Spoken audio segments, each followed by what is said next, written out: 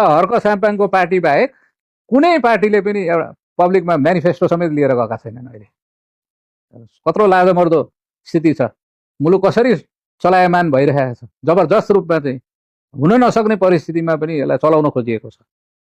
पार्टीले इलेक्सनमा जाँदाखेरि आफ्नो म्यानिफेस्टो घोषणापत्र लिएर जानु पर्दैन।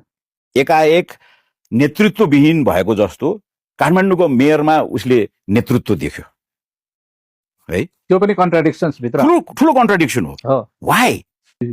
एउटा लङ टर्म भिजन यो स्टेटको, मुलुकको कन्टिन्युटीको निम्ति जुन भिजन हुन्छ नि स्टेट स्प्यानहरूमा, रेड बुक भनौँ न त, रेड बुक भनौँ अथवा स्टेट स्प्यानहरूमा एउटा भिजन हुन्छ कुनै पनि राष्ट्रको कन्टिन्युटीको विषयमा।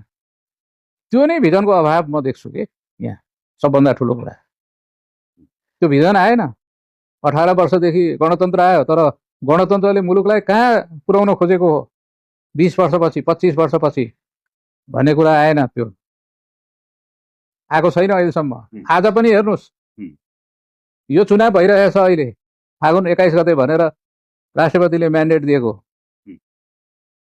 एउटा हर्क साम्पाङको पार्टी बाहेक कुनै पार्टीले पनि एउटा पब्लिकमा म्यानिफेस्टो समेत लिएर गएका छैनन्। अहिले कत्रो लाजमर्दो स्थिति छ, मुलुक कसरी चलायमान भइरहेको छ, जबरजस्त रूपमा चाहिँ हुन नसक्ने परिस्थितिमा पनि यसलाई चलाउन खोजिएको छ। पार्टीले इलेक्सनमा जाँदाखेरि आफ्नो म्यानिफेस्टो घोषणापत्र लिएर जानु पर्दैन।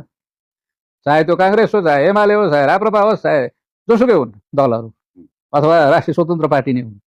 होइन, अब साधारणतया एउटा चाहिँ नि कबोल पत्र जस्तो त सबैले बनाएको जस्तो देखिन्छ। यो एउटा सामान्य रीति, सामान्य कुरा। इलेक्सनलाई पनि सामान्य ढङ्गले हेरियो। सामान्य ढङ्गको इलेक्सनले नेसनका भाइटल इस्युजहरू समाधान गर्न सक्छ त?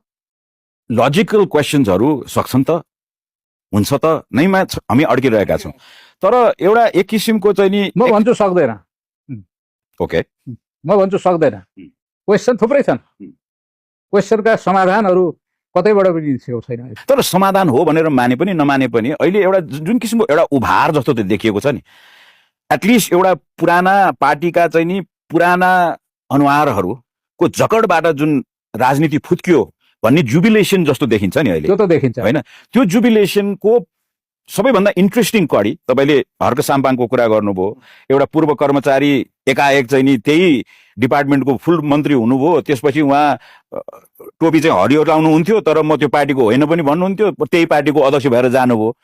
होइन, यस्ता कन्ट्रडिक्सनहरू थुप्रै छन्। तर सबैभन्दा इन्ट्रेस्टिङ फिनोमेनन भनेको चाहिँ नि गत निर्वाचनमा एउटा आश्चर्यचकित गर्न सफल राष्ट्रिय स्वतन्त्र पार्टी जुन फर्स्ट टाइम आफ्नो इलेक्सनियरिङमा अब्बल निस्क्यो 20-22 सिट लिएर आएर, त्यो पार्टी एकाएक नेतृत्वविहीन भएको जस्तो काठमाडौँको मेयरमा उसले नेतृत्व देख्यो है। त्यो पनि कन्ट्राडिक्सन्स भित्र ठुलो कन्ट्राडिक्सन हो। वाइ?